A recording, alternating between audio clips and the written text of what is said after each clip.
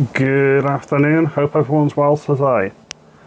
So, we're approaching 100 days in hell under 2-tier Kia, Sir Flip Flop, Keir Starmer. Let's have a recap on the last 100 days to see what we can remember, or what we haven't drowned out with the whiskey.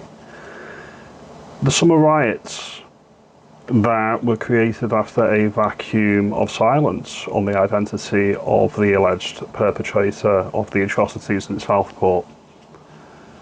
Then we have Keir Starmer going on the TV and saying that anybody that goes out on the streets and is upset with the murder of children in the northwest of England is racist, extreme, and a far-right thug. There was no attempt to differentiate between the different types of people that were going out. Yes, there were looters. Yes, there were people looking for violence and a fight. Yes, there were people attacking the police. I cannot condone or accept any of that. There was also people that went out who were genuinely concerned and upset about what had happened. We need to remember that the most important thing that happened was children were killed. They were murdered, in my opinion.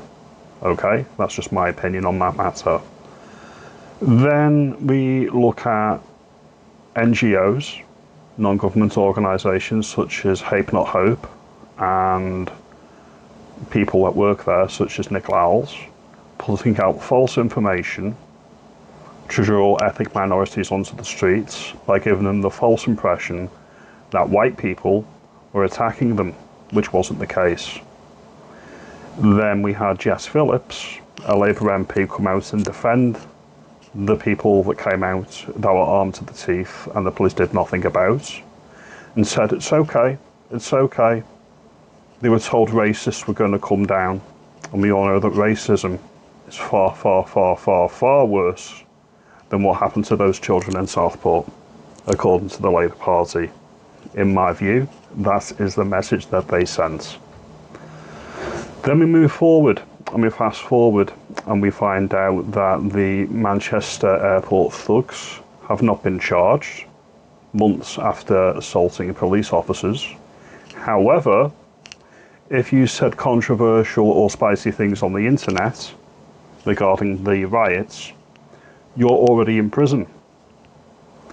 Then we look at the farce of the Home Office and the police service and the correction service and their complete balls up in releasing prisoners that shouldn't have been released, and then releasing other dangerous criminals early to make space for the people that made spicy memes on the internet.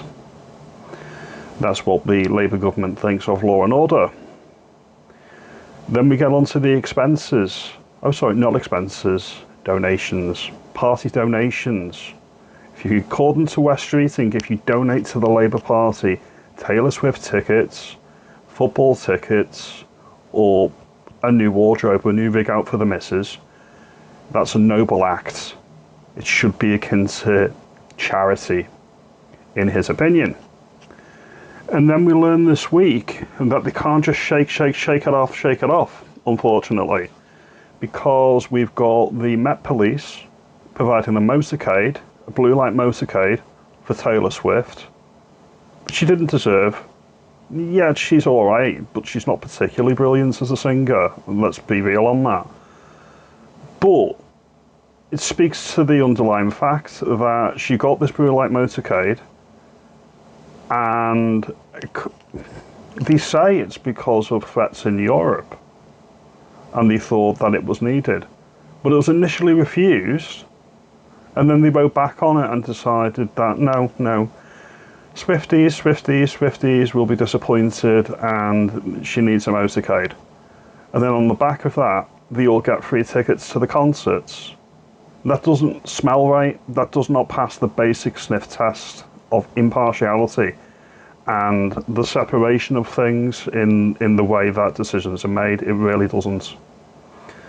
The Labour Party has been a disgrace so far. It has been a piss poor 100 days. I'm just scraping the surface, I've not even started yet. Then we look at the 22 billion black hole there is no 22 billion black hole. Because if you're on a fiat currency and you're not actually backed by commodities like gold, or you're not on the gold standard, you can actually produce more money by issuing bonds. So you can never actually run out of money. That's point number one. Point number two, the incoming government would have done due diligence and seen the books before the previous government left.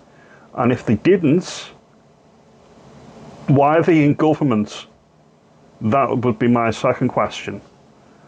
Thirdly, they have got 22 billion, same number, to focus on all these climate change priorities and wind farms where the wind doesn't blow and we've got no way to store the energy, but renewables.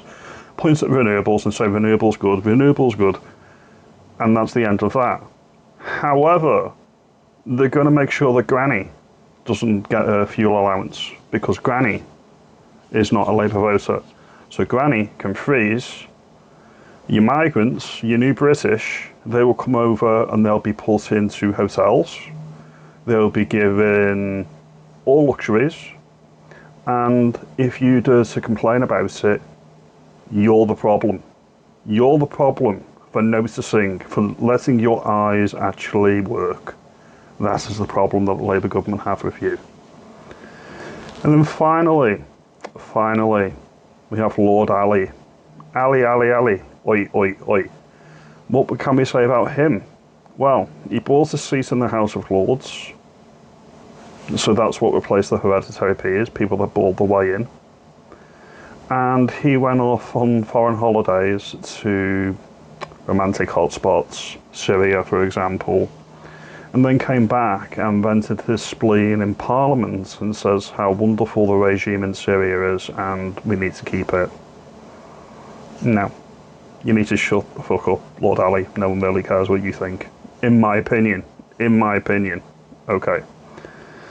These are just my thoughts, and I'm not alone, because not only is the majority of the British public against the Labour Party, 2/3 of the Labour voters, people who actually voted for this shit show of a party agree that the first 100 days have been disappointing.